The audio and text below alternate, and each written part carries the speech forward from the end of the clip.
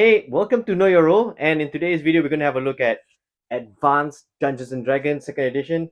This is a book by TSR, and we're going to flip through this now. Before we go into this, I just wanna share something that was put in the comment section of the last video that I did on Dungeons and Dragons, which is the basic Moldvay video, and I had a comment from Mike Gould, who actually, if you haven't watched the video, go and have to watch the video. In fact, read the comments. He's written something which I thought was quite um, significant to me. He mentioned how um, the rules for Dungeons and Dragons was written in another time, and that how the education then and now is a bit different. He actually wrote a very nice comment. So I'm gonna point you to that video and that comment. I think it was very very nice that he managed to look at it in that sort of way, and it actually prepared me for this video, uh, as well because now basic Dungeons and Dragons, the ones I've done already is the basic rule books, right? Felt very very fun. Felt very very easy. Felt very light. In fact, again, is the rule set I used to teach new players. But when this book came out, in 1989, I think this book came out, and it had the word advanced on it, right? So you immediately knew that you were gonna be stepping up, right? This is gonna be a new step up from what you already know to something more advanced. And the book we're gonna look at is the Dungeon Master's Guide. So not only is this the advanced, so it's a rules heavy version, but it's also the Dungeon Master's Guide. So it's even more rules heavy. But upon flipping through it again and looking at through 2023 eyes, I can say that I see where they were going with this, and I quite appreciate the effort that was put into it. But let's have a look inside, and we'll have a look and see why I think you know the this book is actually pretty good. Right, so here we go. This is the cover for the Advanced Dungeons and Dragons. It's actually a hardcover book, so I think it's even then, man, I really really used it. Look at that, it's like really used. Okay, so this is the Advanced Dungeons and Dragons Second Edition. It brings back some good memories of running this. I think this is when for me Dungeons and Dragons became serious, extremely serious. So the cover art is Jeff Easley art. The piece is called Wizard and the Dragon. Now you can actually get this print on the Jeff Easley store.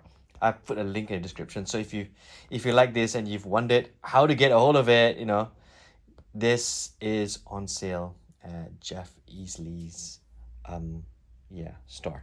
So let's look inside. Brown looking pages. Forward. I like the forward because it's actually written very simply by David Cook.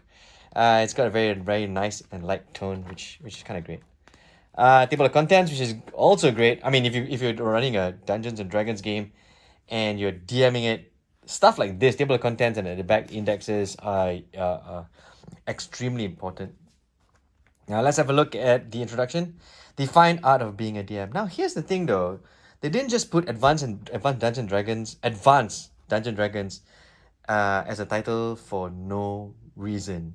If you keep an eye on the things that we're talking about in this book, you'll see that they've taken actually the whole experience to one level up. Hence, making it, I guess, advanced.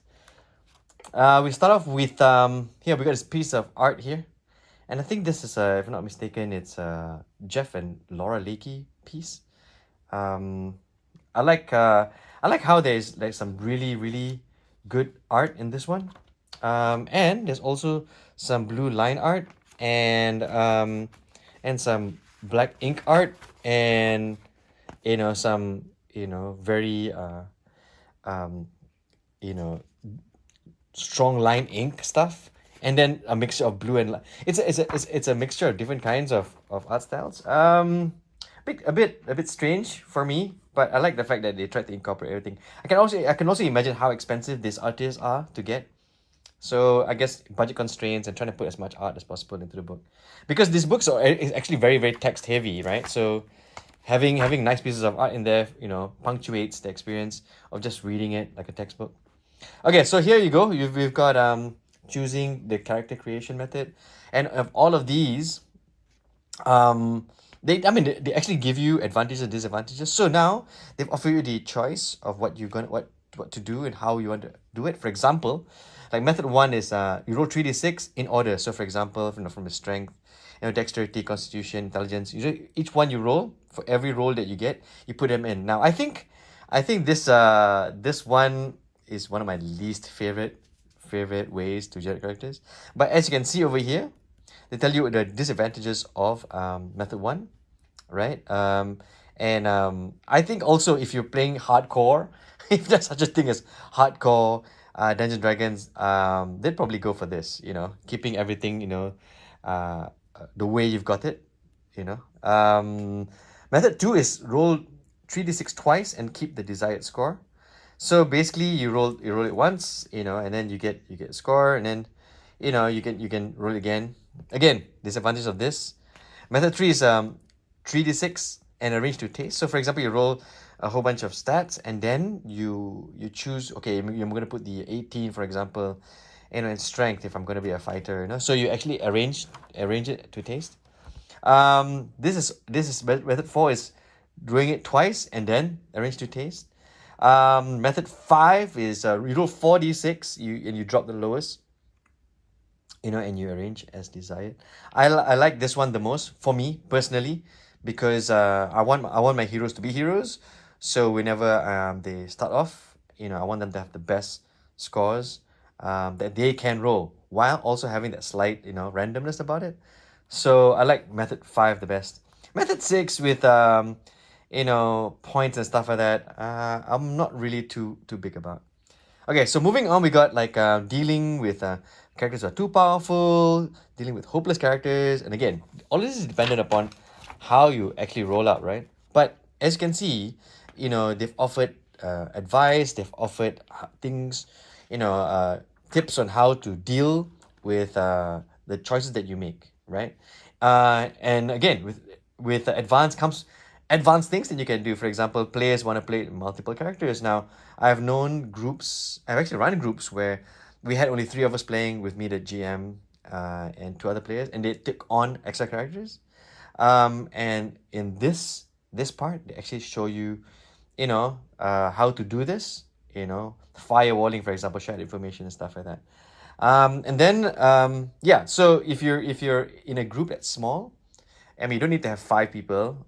You better have five people. But if you have two or three, you can actually like work your way around it and actually have a situation where each person has two characters. I don't recommend more than two, but if you are looking for something to fill up the or buff up your group, it helps. Or if you're having a group where one of the characters is more experienced, maybe he can take one extra character, so you can actually have a bigger party. So moving on, we've got character background. So it's about building backgrounds. You got your racial restrictions, and as you can see, everything is even more text heavy. It's even more going into even more detail on how to work around this. You've got like classes like fighters, paladins, rangers, wizards, thieves, and then they actually bards, and then they actually teach you later how to like create a character class of your own. And this obviously is somebody who's actually had enough time playing basic D&D, and you can actually like bring your class into the game. And this will probably be revisited later with prestige classes later in other further rule sets. But I think here's where it pretty much starts. NPC alignments. The talk of alignments. Alignments have always been a big thing for Dungeons and Dragons for a very long time. In fact, it's a subject of many articles in magazines, right? So here's where it all begins with, like, working alignments, some art, some blue line art, Proficiencies now, weapon proficiencies. Um, this this I didn't really use so much because I'm not so sure why, but I don't remember using much weapon proficiencies. So, but here's a whole section for you to choose. And again, if you wanna use it, you can. If you don't want, these are all again, they say optional. So there you go. Then you got money and equipment. Short history of commerce. There you go. You've got prices. So by time period, look at this. It's got equipment by time periods. You got your Dark Ages, Middle Ages, Renaissance, which basically an ancient. So basically, what it's trying to say is, oh no, if you're running your campaign world, right? You can actually choose any one of these periods, right? And keep it consistent, which I thought is yeah, one step above. Everything goes in this fantasy world. Money and equipment carries on. Money equipment. Money and gold is extremely yeah, it's what you go in and play for. Yeah, so I guess it's understandable. You've got all these different, like, lots of pages, right? Including like unusual metal armors, adamantite. Yeah, there you go. There's adamantite here as well. And then moving on, we've got this piece of art. This one's called Potluck by Clyde Caldwell. Very nice and very colorful. I've left a link to this print if you're looking to get this as well. It's in the description, so go and have a look at it down below. So you got wizard spells, you got the schools of magic, experience XP. Um, I think all rule books should actually have a whole chapter proper to talk about how to keep the game fun. Once games are kept fun, you realize that that the animosity in games goes down tremendously. Except of course when they're dealing with NPCs, but amongst players, outside the game, keep it fun, and you'll have lots and lots of good experiences.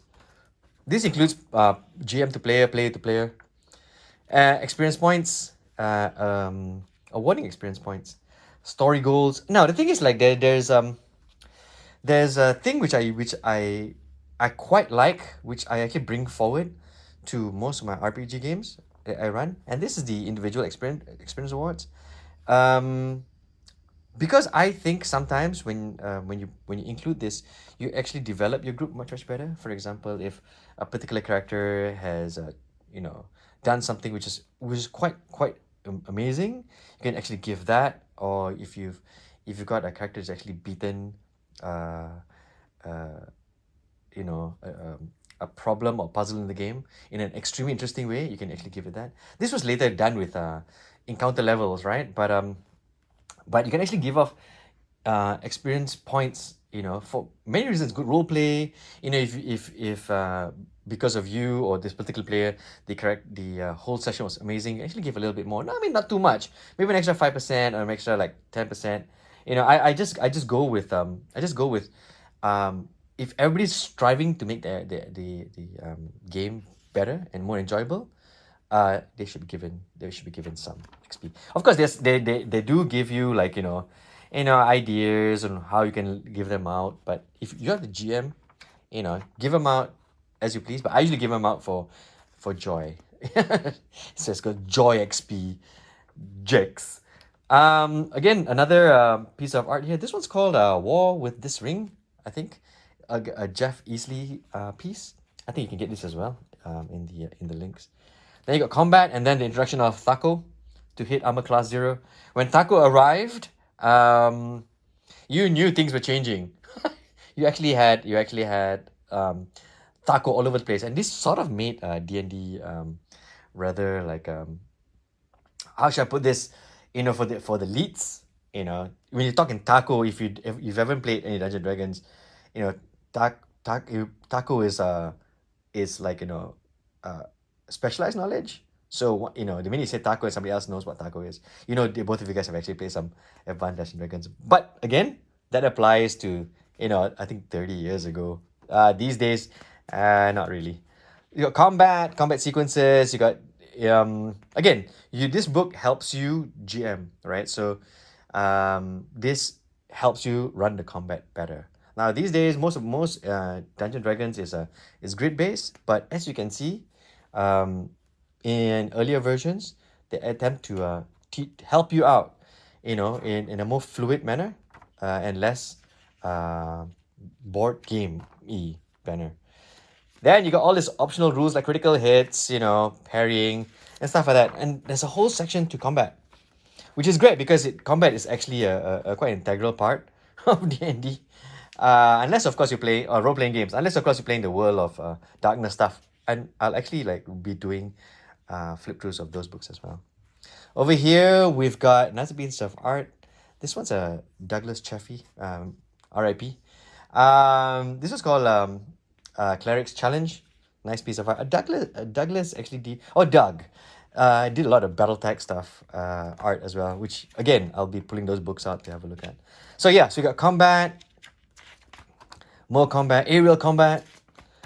Pretty much taking whatever you've learned in Dungeons and Dragons and upping it up. To do different things with the characters and the characters in your party. Then you got treasure, magical items, and this is basically again, it goes much deeper.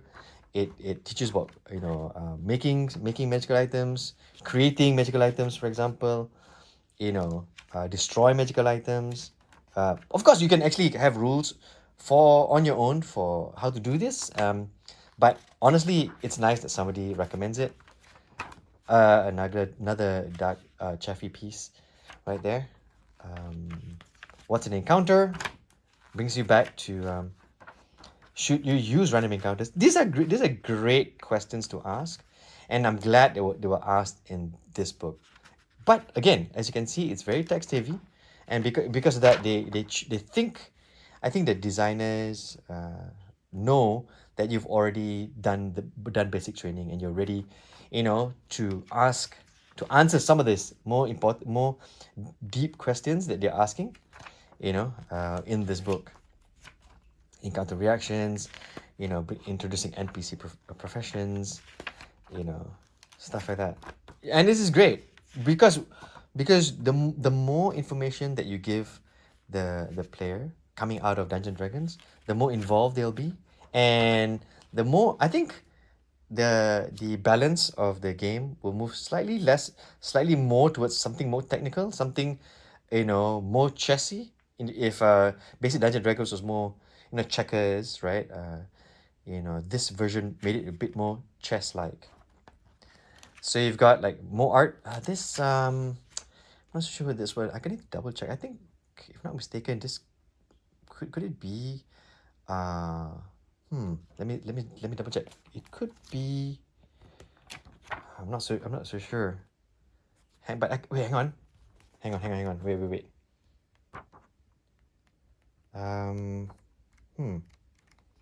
This one, I think this is Clyde Caldwell.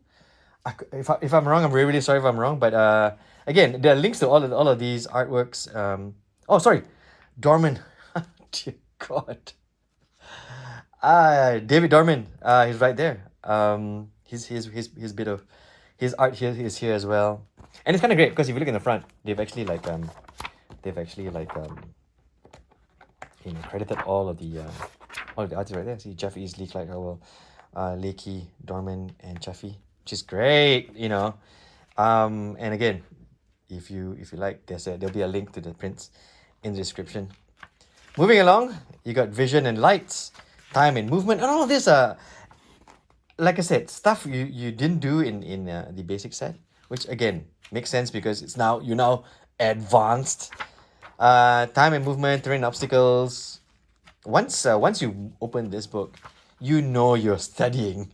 Your game is about to increase. In fact, the minute you bring this game to your party, they know that they have leveled up as well, which is amazingly great. Yep. Treasure tables, all this miscellaneous stuff, make gems and books and stuff.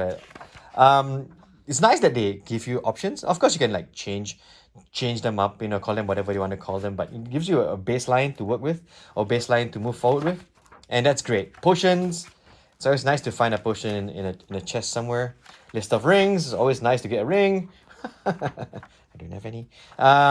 Rings, staves, rods, miscellaneous magical items, braziers, crystal balls, everything you need. Drums, flasks of curses, horn stones, you know, ripped pages, ropes, torn pages, armor, shields, magical weapons, intelligent weapons. Yeah, this is great because the minute you throw an intelligent weapon into the game, suddenly as GM you're playing as well to a certain degree because you usually take the persona of the intelligent weapon. Again, at your own risk because you don't want to be that GM where the intelligent weapon actually leads and becomes the hero in the whole party, right? You don't want that. So yeah, it ends with this weapon ego. There you go. Languages spoken by, and then the index. As you can see, it's a heavy book, man. It's a heavy book filled with um yeah, text and text and text and lots of nice art. I'm gonna double check and see whether I've called out the right people for the as credits for the right art. And if I didn't, what I'll probably do is I'll probably like put a little you know um note to say who they were, just in case I got them wrong, just to get them right. Okay, so that's pretty much it. That's the Dungeon Master's Guidebook. Um, yeah, you've upgraded. You upgraded when you pull this book out. Nice to look at this book again. Nice to see it.